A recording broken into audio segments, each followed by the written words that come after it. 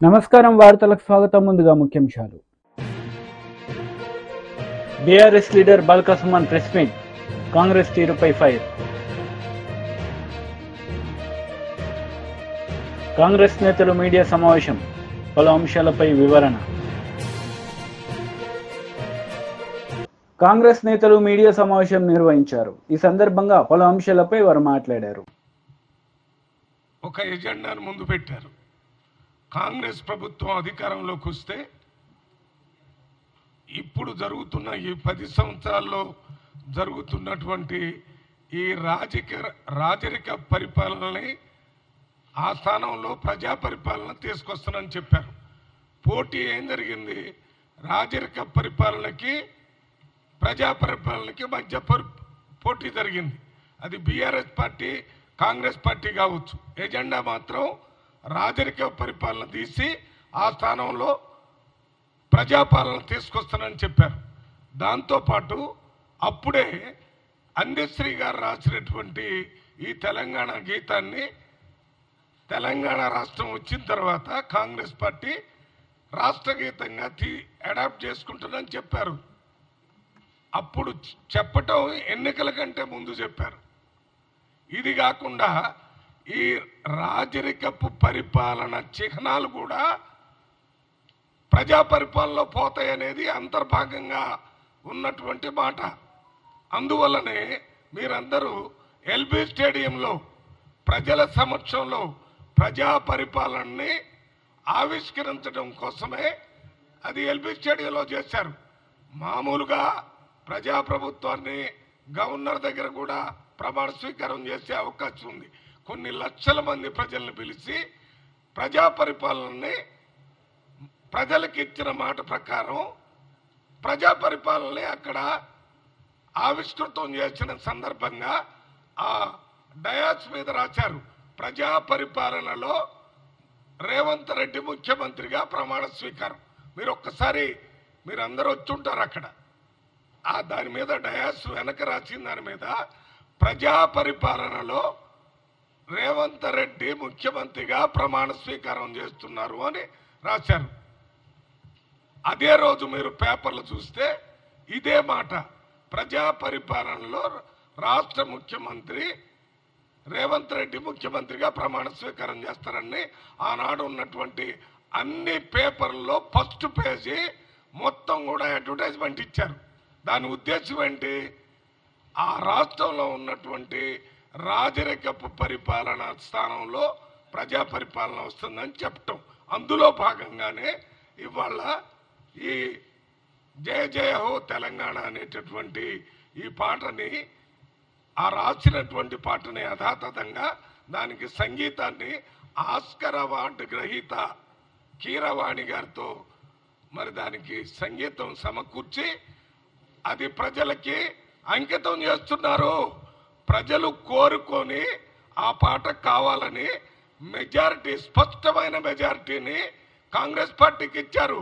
ప్రజల కన్సెంట్ కంప్లీట్గా ఆ పాటని అడాప్ట్ చేసుకోమని చెప్పటం అనేది కూడా అందులో ఒక భాగం. అది అయిపోయింది. దాని తర్వాత ఇవాళ తెలంగాణ రాష్ట్రంలో మనం ఎంబలం అంటే చిహ్నం, ప్రభుత్వం అంటే చిహ్నం, అంటే ప్రజాస్వామ్యం ప్రజాప్రభుత్వానికి చిహ్నంగా ఉండాలా, లేక రాజరిక పరిపాలనకి చిహ్నంగా ఎంబలం లాగా ఉండాలా? ఇది ప్రజల ముందు మేము పెట్టాం. ప్రజల ముందు పెడితే ప్రజలందరూ ఓట్లేసి ప్రజా చిహ్నమే మాకు ఉండాలని మమ్మల్ని స్పష్టమైన మెజార్టీతో గెలిపించి అధికారంలో తీసుకొని వచ్చారు. అందువల్ల ఇవాళ అధికారంలోకి వచ్చిన ముఖ్యమంత్రి దీనికి ప్రజా చిహ్నాలు ఉండాలని దాని మీద మరి ఇవాళ అతి ముఖ్యమైనటువంటి ప్రజా చిహ్నం ఏంటి? ఎవరైనా ఒక తెలంగాణ రాష్ట్రాన్ని సాధించాలని వారు త్యాగం చేసిన దాంట్లో అందరూ త్యాగం చేసి ఉండొచ్చు, కానీ ప్రాణత్యాగం అనేది నెంబర్ 1. అమరవీరులు అంటే ప్రాణాన్ని ఇచ్చినటువంటి వాళ్ళు. ప్రాణాన్ని లెక్క చేయలేదు. తెలంగాణ వస్తే చాలని ఒకళ్ళు కాల్చుకొని చనిపోయారు, కొంతమంది ఉరేసుకొని చనిపోయారు, కొంతమంది ఉద్యమంలో చనిపోయారు. వీళ్ళందరినీ అమరవీరులు అంటారు. ఎవరి కోసం అమరవీరులు అయ్యారు వీళ్ళు? తెలంగాణ రాష్ట్రం రావటం కోసం చనిపోయారు. ఆ అమరవీరుల్ని చిహ్నంగా పెట్టుకోవాలని ప్రజాప్రభుత్వంలో అంతకంటే మించింది లేదని రాష్ట్ర ముఖ్యమంత్రి రేవంత్ రెడ్డి గారు ఆ ప్రయత్నం చేస్తుంటే టీడీపీ లీడర్ మీడియా సమావేశం నిర్వహించారు. ఈ సందర్భంగా పలు అంశాలపై ఆయన మాట్లాడారు. అది టాలీ అవుతే దాన్ని వ్యాలిడ్ చేసి కౌంటింగ్లో అలౌ చేయమని చెప్పి ఆయన స్పష్టంగా చెప్పడం జరిగింది. దాన్ని వైసీపీ వాళ్ళు ఏదో నష్టం జరిగిపోయింది, సీఈఓ ఆంధ్రప్రదేశ్ ఒక విచిత్రమైన సర్క్యులర్ ఇచ్చాడు, దేశమంతా ఒక రకంగా పోతుంటే ఈయన ఒక రకంగా పోతానని చెప్పి నానా యాగి చేసి ఆయన కలవడం, వాళ్ళ బ్లూ మీడియాలో వాళ్ళ ఇష్టం వచ్చిన ప్రచారం చేసుకోవడం జరిగింది. అయితే సీఈఓ గారు చాలా స్పష్టంగా చెప్పాడు, నేను నా సొంత నిర్ణయాలు ఏం లేవు, ఇది కేంద్ర ఎన్నికల కమిషనర్ ఇచ్చిన దాన్ని నేను మళ్ళీ తిరిగి అందరికీ చెప్పడం జరిగిందని చెప్పి చెప్పిన మీదట వాళ్ళు హైకోర్టులో వేశారు కేసు. హైకోర్టులో వేసినప్పుడు ఈ కేసు వేసిన వెంటనే సీఈఓ ఆంధ్రప్రదేశ్ కేంద్ర ఎన్నికల కమిషనర్ గారికి లెటర్ రాసి నేను ఇచ్చిన క్లారిఫికేషన్ మీద మీ అభిప్రాయం తెలపండి అని చెప్పి ఆయన రాయడం జరిగింది. నిన్న వెంటనే కేంద్ర ఎన్నికల కమిషనర్ చాలా స్పష్టంగా చెప్పింది, అటెస్టేషన్ ఫారం 13 మీద అటెస్టేషన్ ఆఫీసర్ సంతకం పెట్టి సీలు కానీ ఆయన స్టాంపు కానీ వేయకపోతే అటువంటి బ్యాలెట్లని తిరస్కరించడానికి వీలు లేదు, కాబట్టి అటన్నిటిని కూడా కౌంట్లో తీసుకోవాలని చెప్పి వాళ్ళు ఇమ్మీడియట్గా సెక్రటరీ కేంద్ర ఎన్నికల కమిషనర్ ఒక లెటర్ రాయడం జరిగింది. కోర్టులు దీన్ని ప్రొడ్యూస్ చేయడం జరిగింది. అప్పుడు వీళ్ళకి గొంతులు వెలకబడింది, ఏం చేయాలి? అయితే కేసు డిస్మిస్ అవుద్ది, లేదంటే మళ్ళీ వేరే అప్పీల్ వేసుకుని కేంద్ర ఎన్నికల కమిషనర్ ఇచ్చిన మెమోని మేము ఛాలెంజ్ చేస్తామని కోర్టుకు చెప్పిన దాని మీద కోర్టు కూడా అంగీకరించి మీరు దాన్ని ఛాలెంజ్ చేయండి అని చెప్పి చెప్పడం జరిగింది. అయితే ఇక్కడ సీఈఓ ఆంధ్రప్రదేశ్ గారు ఏం చేశారంటే, ఈ ఆర్ఓ ఎవరైతే ఉన్నారో వాళ్ళ దగ్గర అటెస్టేషన్ చేసిన అధికారి యొక్క వివరాలు రాష్ట్రంలో అందరు ఆర్ఓలకు పంపించండి అని చెప్పి ఒక చిన్న మెమో ఇచ్చాడు ఆయన 27/5/2024. ఈ మెమో అనేది ఒకవేళ పార్టీలకు అభ్యంతరకరం అయితే దాన్ని నేను విత్డ్రా చేసుకుంటున్నా అని చెప్పి కోర్టులో చెప్పడం జరిగింది. ఆయన పోస్టల్ బ్యాలెట్ మీద సంతకాలు ఉండి స్టాంప్ లేకపోయినా సీల్ లేకపోయినా వాటిని కౌంట్ చేయాలి అన్న దాని మీద ఎక్కడ వెనక తగ్గల, కేవలం అటెస్టింగ్ ఆఫీసర్ యొక్క వివరాలని రాష్ట్రం అంతా పంపించే విషయంలోనే అది మేము విత్డ్రా చేసుకుంటామని చెప్పడం జరిగింది. వైసీపీ వాళ్ళు ఏం చెప్తున్నారు, ఎన్నికల కమిషన్ విత్డ్రా చేసుకున్నాడు కాబట్టి కేంద్ర ఎన్నికల కమిషనర్ యొక్క మెమోని మేము ఛాలెంజ్ చేస్తామని చెప్పి నేను హైకోర్టులో అడగడం, రాత్రి 9 గంటలకు దాని మీద హైకోర్టు అనుమతి ఇవ్వటం, దాని మీద విచారణకి టీడీపీ కూడా ఇంప్లీడ్ అయిన దాని మీద ఇవాళ చీఫ్ జస్టిస్తో మాట్లాడి దాని మీద మరి ఎలాంటి ఏ కోర్టు ఎలా నిర్ణయం తీసుకోవాలనేది ఇవాళ నిర్ణయిస్తామని చెప్పి చెప్పడం జరిగింది. అయితే ఇక్కడ వైసీపీ వాళ్ళు చేసే దుష్ప్రచారం వెనక పల్లెటూరులో ఒక వ్యక్తి వచ్చి కుండ పగిలిపోయింది అన్నాడంట. ఆ ఎన్నోడు కొండ పగిలిపోయిందని చెప్పి ఊరంతా చెప్పడం మొదలుపెట్టాడు. కొండ పగలటం ఏంట్రా అని ఎన్నోడికి లేదు, చెప్పినోడికి లేదు. అలా ఇవాళ వీళ్ళు ఏం చెప్తున్నారు, అసలు తెలుగుదేశం అడిగింది ఏంటి, సంతకం పెట్టి స్టాంపు లేకపోయినా సీల్ లేకపోయినా బ్యాలెట్ పేపర్ని వ్యాలిడ్ చేయండి, బ్యాలెట్ పేపర్ వెనకాల ఆర్ఓ ఫాస్మెల్ లేకపోయినా వ్యాలిడ్ చేయండి అని చెప్పి అడిగాం. అంతేగాని సంతకం లేకపోతే బ్యాలెట్ పేపర్ని వ్యాలిడ్ చేయండి అని చెప్పి మేము ఎక్కడ అడగల. కానీ వాళ్ళు చేసే ప్రచారం దుష్ప్రచారం ఏంటంటే తెలుగుదేశం వాళ్ళు సంతకం లేకపోయినా కూడా బ్యాలెట్ని వ్యాలిడ్ చేయండి అని చెప్పి అడుగుతున్నారు, దాన్ని మేము అపోజ్ చేసామని చెప్తున్నారు. ఒకవేళ అదే నిజం అయితే కేసు ఎందుకు వీళ్ళు వెనక తగ్గారు? ఆంధ్రప్రదేశ్ సీఈఓ ఇచ్చిన మెమోని ఛాలెంజ్ చేస్తూ కేసు వేసి మళ్ళీ హైకోర్టుకి ఇది కాదు, మేము కేంద్ర ఎన్నికల కమిషన్ ఇచ్చిన మెమో ఛాలెంజ్ చేస్తూ ఉన్నారు. అంటే కేంద్ర ఎన్నికల కమిషన్ ఇచ్చిన మెమో, ఆంధ్రప్రదేశ్ సీఈఓ ఇచ్చిన మెమో ఒకటే. అటెస్టేషన్ అధికారి సంతకం పెట్టి సీల్ లేకపోయినా లేదు స్టాంప్ లేకపోయినా ఆ బ్యాలెట్ని వ్యాలిడ్గా చేయమని చెప్పి కేంద్ర ఎన్నికల కమిషన్ స్పష్టంగా చెప్పింది. దాన్నే సీఈఓ ఆంధ్రప్రదేశ్ కూడా స్పష్టంగా చెప్పాడు. ఆయన కేవలం ఈ సంతకం వివరాలని రాష్ట్రంలో ఉన్న అందరు ఆర్ఓలకి షేర్ చేయండి అన్న ఒక పేరాని నేను విత్డ్రా చేసుకుంటున్నానని చెప్పడం జరిగింది. దాన్ని వేరే రకంగా దుష్ప్రచారం చేయటం వైసీపీకి మంచిది కాదు. ఖచ్చితంగా ఈ అప్పీల్లో వైసీపీ ఓడిపోవడం ఖాయం. ఇంకా వైసీపీ యొక్క ఆలోచన అంటే పోస్టల్ బ్యాలెట్స్ 4,97,000 ఉన్నాయి. 4,97,000 ఇలా స్టాంపు లేకుండానో సీల్ లేకుండానో బ్యాలెట్ వెనకాల సంతకం లేకుండా ఎన్ని ఉంటాయి? చాలా తక్కువ ఉండొచ్చు. కానీ మా తెలుగుదేశం పార్టీ యొక్క అభిప్రాయం ఏంటంటే అధికారులు చేసిన పొరపాటుకి ఓటర్ నష్టపోకూడదు అని మా అభిప్రాయం. ఎందుకంటే అది ప్రభుత్వం బాధ్యత. బ్యాలెట్ పేపర్ వెనకాల ఫాస్మెల్ వేయటం కానీ, అటెస్టేషన్ ఆఫీసర్ సంతకం పెట్టి స్టాంప్ వేసి వేయటం కానీ ప్రభుత్వం బాధ్యత అది. సో ప్రభుత్వం పెట్టిన అధికారి చేసిన పొరపాట్ల వలన ఓటర్ నష్టపోకూడదనే అంశంతోనే మేము ఎలక్షన్ కమిషన్ పదే కలవడం జరిగింది. ఇంకొక విషయం ఏంటంటే గత సంవత్సరం 2,68,000 పోస్టల్ బ్యాలెట్స్ ఉంటే దాదాపు 56,000 ఇన్వాలిడ్ అయినాయి వివిధ కారణాల వలన. కాబట్టి ఇన్వాలిడ్ అనేది ప్రజాస్వామ్యంలో అది మంచి పద్ధతి కాదు. దట్లో ఉద్యోగస్తులు వేసిన ఓట్లు ఇన్వాలిడ్ అవ్వడం అనేది మంచి సాంప్రదాయం కాదు. కాబట్టి ఇటువంటి చిన్న పొరపాట్లను కూడా కన్సిడర్ చేయమని చెప్పి మేము అడిగాం. అది కేంద్ర ఎన్నికల కమిషనర్, రాష్ట్ర ఎన్నికల కమిషనర్ ఒప్పుకోవడం జరిగింది. మరి ఇంత జరిగిన తర్వాత ఎందుకు వైసీపీ గోల్ చేస్తుందో మాకు అర్థం కావట్లా. మాకున్న సమాచారం ప్రకారం ఏంటంటే కొన్ని నియోజకవర్గాల్లో వీళ్ళ తొత్తులైన అధికారులను దగ్గర పెట్టుకుని స్టాంపులు తీసేయటం, సీల్ తీసేయటం, వెనకాల ఫాస్మెయిల్ లేకుండా చేయటం అనేది కావాలని చేసిన సమాచారం మా దగ్గర ఉంది. అంటే అటువంటివన్నీ రిజెక్ట్ అవుతే ఆ నియోజకవర్గంలో వాళ్ళ క్యాండిడేట్ని గెలిపించిన అవకాశం ఉందనే ఒక దురుద్దేశంతోనే వాళ్ళు దీని మీద ఇంత రచ్చ చేస్తున్నారనేది వాళ్ళు స్పష్టంగా మాకు అర్థమైంది.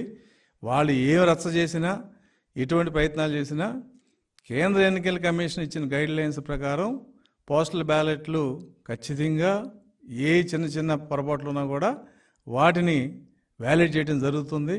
వీళ్ళు హైకోర్టు కాదు సుప్రీంకోర్టుకి వెళ్తారు. ఎందుకంటే వీళ్ళ కోర్టుకి వెళ్ళడం వాళ్ళకి కొత్త కాదు. కోర్టు ఇచ్చిన ఆర్డర్ని అయితే వీళ్ళు ఫాలో గారు. కానీ కోర్టుకి వెళ్ళడం అయితే వీళ్ళకి, ఎందుకంటే ప్రభుత్వం ఖర్చు ఇదంతా మేము పార్టీ తరఫున కానీ లేకపోతే ఇంకో తరఫున కానీ పెడితే ప్రైవేట్ వ్యక్తులు ఖర్చు పెట్టుకోవాలి. కానీ ప్రభుత్వం తరఫున వెళ్తే ప్రభుత్వం పెట్టుకుంటుంది. వాళ్ళకి వచ్చే నష్టం కూడా ఏం లేదు. కానీ అల్లరి చేయటం, లేని విషయాన్ని ఉందని చెప్పి అల్లరి చేసే విధానంలో వైసీపీ చాలా దుర్మార్గంగా ఉంది. వీళ్ళకి నిజాయితీ ఉంటే కేంద్ర ఎన్నికల కమిషన్ ఇచ్చిన దాన్ని ఆమోదించాలి. రాష్ట్ర ఎన్నికల కమిషన్ ఇచ్చిందే తప్పితే ఖచ్చితంగా హైకోర్టు రిట్ని అలౌ చేస్తూ ఏదో ఒక ఆర్డర్ ఇచ్చేది. కానీ వీళ్ళు బీఆర్ఎస్ లీడర్ మీడియా సమావేశం నిర్వహించారు. ఈ సందర్భంగా పలు అంశాలపై ఆయన మాట్లాడారు. వారిని కూడా ఇందాక కోరినాం. మేము అక్కడ బంజారాహిల్స్ పోలీస్ స్టేషన్లో కంప్లైంట్ ఇచ్చినప్పుడు ఖచ్చితంగా ఇటువంటి కంట్రోల్ చేయాలి. మేము ఇచ్చినటువంటి పిటిషన్ను స్వీకరించి వివిధ సెక్షన్లలో మేము మెన్షన్ చేసినాం. ఏ రకంగా వాళ్ళు తప్పుడు వార్తలు ప్రసారం చేసిర్రు, ఏ రకంగా ఉద్దేశపూర్వకంగా కేసీఆర్ గారి ఇమేజ్ని దెబ్బతీయాలని చెప్పి కుట్రపూరితంగా ఏ రకంగా చేసిర్రో సెక్షన్స్ కూడా మేము మెన్షన్ చేసి మరి ఇచ్చినాం. సో వాటి ప్రకారం చర్యలు తీసుకోవాలని చెప్పి కూడా మేము కోరడం జరిగింది. సో భవిష్యత్తులో ఇటువంటి జరగకుండా పోలీస్ యంత్రాంగం కూడా తమ వంతు పాత్ర పోషించాలని చెప్పి కోరడం జరిగింది. సో అంతిమంగా డెఫినెట్గా బీఆర్ఎస్ పార్టీ ఒక ప్రధాన ప్రతిపక్షంగా ఈ రాష్ట్రంలో ప్రభుత్వం ప్రజలకు ఇచ్చినటువంటి హామీలను నిలబెట్టుకోవడానికి ప్రభుత్వంపై పోరాటం చేస్తూనే తెలంగాణను తెచ్చిన పార్టీగా, తెచ్చిన తెలంగాణను 10 ఏళ్ళు బ్రహ్మాండంగా అభివృద్ధి దిశగా దేశానికే తలమానికంగా తీర్చిదిద్దినటువంటి పార్టీగా తెలంగాణ అస్తిత్వం కోసం, తెలంగాణ సంస్కృతి పరిరక్షణ కోసం, తెలంగాణ ప్రాంత ప్రయోజనాలు, తెలంగాణ ప్రజల హక్కుల కోసం నిరంతరం కేసీఆర్ గారి నాయకత్వంలో ఈ పార్టీ ఎవరెన్ని కుట్రలు చేసినా, ఎవరెన్ని తప్పుడు కథనాలు సృష్టించినా, ఎవరెన్ని వ్యక్తిత్వాలను దెబ్బతీసే, మా నాయకుల వ్యక్తిత్వాలను దెబ్బతీసే ప్రయత్నాలు చేసినా మా పోరాటాన్ని ఖచ్చితంగా కొనసాగిస్తాం. నేను మీడియాను కూడా కోరుతా ఉన్నా, ప్రజాస్వామ్యంలో మీరు 4th ఎస్టేట్, డెఫినెట్గా మీరు కూడా సహకరించండి. అందరం కూడా కలిసి రాష్ట్ర ప్రజలకు ప్రయోజనం కలిగే విధంగా, రాష్ట్రం మంచిగా ముందుకు సాగే విధంగా ప్రతిపక్షంగా, అదేవిధంగా మీడియా ప్రజాస్వామ్యంలో 4th ఎస్టేట్గా కలిసి పనిచేద్దామని చెప్పి కూడా నేను కోరుతా ఉన్నాను. Thank you. వినిపిస్తా ఆడియో? ఓకేనా? మొన్న ఢిల్లీలో ఢిల్లీ హైకోర్టులో ఎమ్మెల్సీ కవిత గారి బెయిల్ పిటిషన్పై వాదనల సందర్భంగా ఈడీ ఎన్ఫోర్స్మెంట్ డైరెక్టరేటు వాళ్ళు కేసీఆర్ గారి పేరును ప్రస్తావించినని చెప్పి కొన్ని ఛానల్స్ ఇష్టం వచ్చినట్టుగా న్యూస్ను ప్రసారం చేయడం జరిగింది. వాళ్ళందరూ కూడా వాస్తవాలు నిర్ధారణ చేసుకోకుండా కేసీఆర్ గారి ఇమేజ్ను దెబ్బతీయాలని చెప్పి, కేసీఆర్ గారిపై బురద జల్లాలని చెప్పి వాళ్ళు కేసీఆర్ గారి బ్రాండును దెబ్బతీయాలని చెప్పి వార్తలు ప్రసారం చేసినట్టుగా తెలుస్తూ ఉంది. అటువంటి ఒక 16 న్యూస్ ఛానల్స్పై ఇవాళ బంజారాహిల్స్ పోలీస్ స్టేషన్ పరిధిలో, అదేవిధంగా ఫిలింనగర్ పోలీస్ స్టేషన్ పరిధిలో, జూబ్లీహిల్స్ పోలీస్ స్టేషన్ పరిధిలో, తర్వాత పంజాగుట్ట పోలీస్ స్టేషన్ పరిధిలో కంప్లైంట్ ఇవ్వడం జరిగింది. నిరాధారమైనటువంటి వార్తల్ని ప్రసారం చేసి మా పార్టీ అధినాయకులు కేసీఆర్ గారి ఇమేజ్ను దెబ్బతీయాలనేటటువంటి కుట్ర చేసినందుకు వారి మీద చర్యలు తీసుకోవాలి. ఇటువంటి తప్పుడు వార్తలు భవిష్యత్తులో ఎలాంటి ఆధారాలు లేకుండా, ఎలాంటి వాస్తవాలు లేకుండా అబద్ధాలను, దుష్ప్రచారాలను చేసేటటువంటి ఛానల్స్ను కట్టడి చేయాలనేటటువంటి విషయాన్ని వాళ్ళ కంప్లైంట్ రూపంలో పోలీస్ దృష్టికి తీసుకొని పోవడం జరిగింది. తగిన చర్యలు తీసుకోవాలని చెప్పి కూడా కోరడం జరిగింది. ఆ న్యూస్ ఛానల్స్ ఒక 16 news channels: ABN Andhra Jyothi news channel, ETV news channel, V6 news channel, NTV news channel, I news channel, Amma news channel, BRK news channel, dial news channel, journalist Sai channel, mic TV news channel, nationalist hub channel, prime news channel, RTV news channel, Raj news channel, red TV news channel, wild wolf Telugu news channel, ఇట్లా 16 news ఛానల్స్కి సంబంధించి complaint ఇవ్వడం జరిగింది. So నేను ఆయా news channels యాజమాన్యాలకు, రిపోర్టర్లకు విజ్ఞప్తి కోరుతా ఉన్నా. కేసీఆర్ గారు 14 ఏళ్ల పాటు పోరాటం చేసి తెలంగాణ తెచ్చిన నాయకుడు. 10 సంవత్సరాలు 2 టర్ములు తెలంగాణ ప్రజల ఆశీర్వాదంతో అద్భుతంగా తెలంగాణ ప్రజల సంక్షేమం, అభివృద్ధి కోసం కష్టపడి నిరంతరం తపన కొద్దీ పనిచేసినటువంటి నాయకుడు. ఒక 50 సంవత్సరాల పాటు, సుమారు 5 దశాబ్దాలకు పైగా భారత రాజకీయాల్లో, అదేవిధంగా ఉమ్మడి ఆంధ్రప్రదేశ్ రాష్ట్ర రాజకీయాల్లో, తెలంగాణ రాష్ట్ర రాజకీయాల్లో తనదైన పాత్ర పోషించినటువంటి వ్యక్తి. కాబట్టి అటువంటి కేసీఆర్ గారి ఇమేజ్ను, కేసీఆర్ గారి వారి ఔన్నత్యాన్ని, వారి విశిష్టతను తక్కువ చేసే విధంగా ఇష్టం వచ్చినట్టుగా నిరాధారమైనటువంటి వార్తల్ని ప్రసారం చేయొద్దని ఈ సందర్భంగా నేను ఆయా న్యూస్ ఛానల్స్ని కోరుతా ఉన్నా. ఇవాళ ప్రజాస్వామ్యంలో 4th ఎస్టేట్ అంటారు మీడియాను.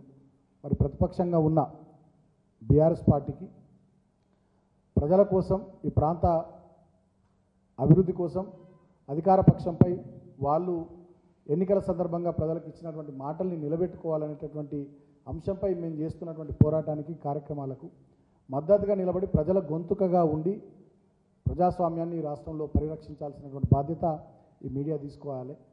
అబద్ధాలను ప్రసారం చేయడం, అవాస్తవాలను ప్రసారం చేయడం, కేసీఆర్ గారి మీద కోపం కొద్ది కొంతమంది ఏదో చేస్తే దాన్ని ప్రచారం చేయడం, ఈ రకమైనటువంటిది ఇది మంచిది కాదు. ఈ పద్ధతి మానుకోవాలని చెప్పి కూడా నేను హితవలుకుతా ఉన్నా. డెఫినెట్గా బీఆర్ఎస్ పార్టీ నిర్ణయం తీసుకున్నది. రాబోయే రోజుల్లో కూడా మేము రాజ్యాంగానికి లోబడి చట్టబద్ధంగా లీగల్ ఫైట్ ఖచ్చితంగా, అవి న్యూస్ ఛానల్స్ అయినా, అవి పేపర్లైనా, సోషల్ మీడియాకి సంబంధించినటువంటి అంశాలైనా డెఫినెట్గా కాంగ్రెస్ నేతలు మీడియా సమావేశం నిర్వహించారు. ఈ సందర్భంగా పలు అంశాలపై వారు మాట్లాడారు. అవమానించే విధంగా బీజేపీ నాయకులు మాట్లాడడం అనేది ఎవరు కూడా సహించలేని పరిస్థితులు ఉన్నాయి. గతంలో రైతు వ్యతిరేక నల్ల చట్టాలు బీజేపీ ప్రభుత్వం తీసుకొస్తే మీకు తెలుసు, ఇక్కడ నుంచి టీఆర్ఎస్ ఎంపీలు హైదరాబాద్ నుంచి చార్టెడ్ ఫ్లైట్లలో ఢిల్లీకి పోయి పార్లమెంట్లో ఆ చట్టాలు నెగ్గే విధంగా కృషి చేస్తే మా నాయకుడు రాహుల్ గాంధీ గారు రైతు సంఘాలకు బాసటగా నిలిచి బీజేపీ తీసుకొచ్చిన నల్ల చట్టాలను వాపస్ తీసుకునే విధంగా కృషి చేసినటువంటి నాయకుడు.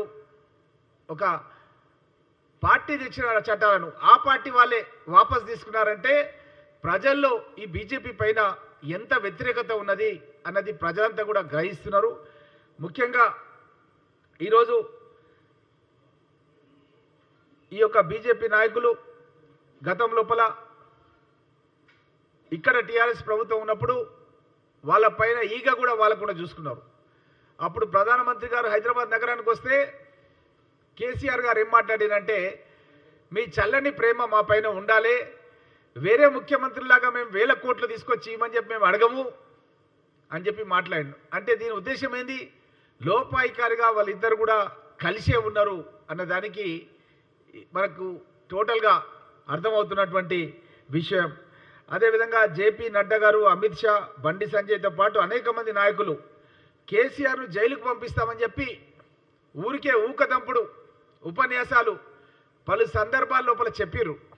మరి నిజంగా ఎందుకు వాళ్ళు ఆ దిశగా నిర్ణయాలు చేయలేదు, ఎందుకు ఆదేశాలు సిబిఐకి ఇవ్వలేదు కేసీఆర్ పైన అన్నది మనమంతా కూడా ఆలోచన చేయాల్సినటువంటి అవసరం. కేంద్రం తమ ఫోన్లు ట్యాప్ చేస్తుందంటూ మా నాయకుడు రాహుల్ గాంధీ గారు స్వయంగా ప్రకటించారు. అదేవిధంగా యాపిల్ కంపెనీ కూడా చాలాసార్లు చెప్పింది ప్రభుత్వమే ఫోన్లు ట్యాప్ చేస్తుందని. మనం చాలాసార్లు ప్రసార మాధ్యమాల్లో, సోషల్ మీడియాలో చాలాసార్లు మనం చూసినాం.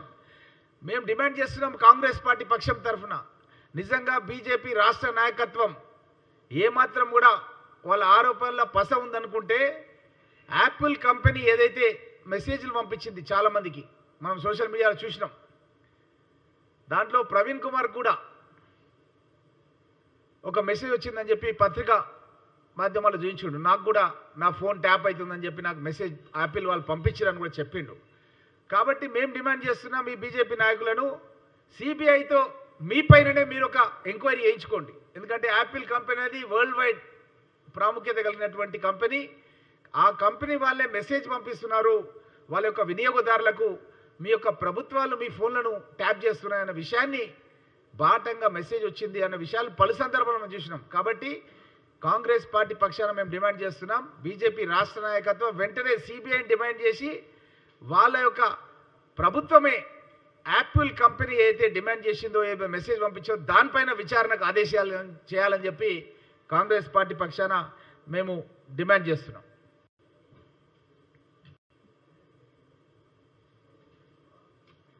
అయిపోయింది, అంతే అంతే స్మాల్ అంతే.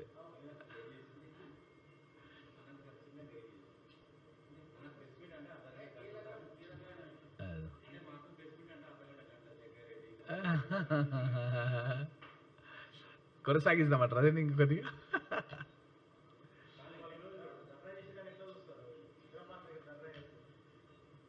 ఇప్పుడు అదే చెప్తున్నాను, ఈ ధర్నా ఏదైతే వాళ్ళు చేస్తున్నారో ఇందిరా పార్క్ దగ్గర ఈరోజు బీజేపీ రాష్ట్ర నాయకత్వం వాళ్ళ నాయకులందరూ కలిసి ఏదేదో రాష్ట్ర ప్రభుత్వమే సిబిఐకి అప్పగించలేదు, సిబిఐ అప్పగిస్తే బాగుండే అని చెప్పి ఈరోజు ధర్నా చేస్తారు.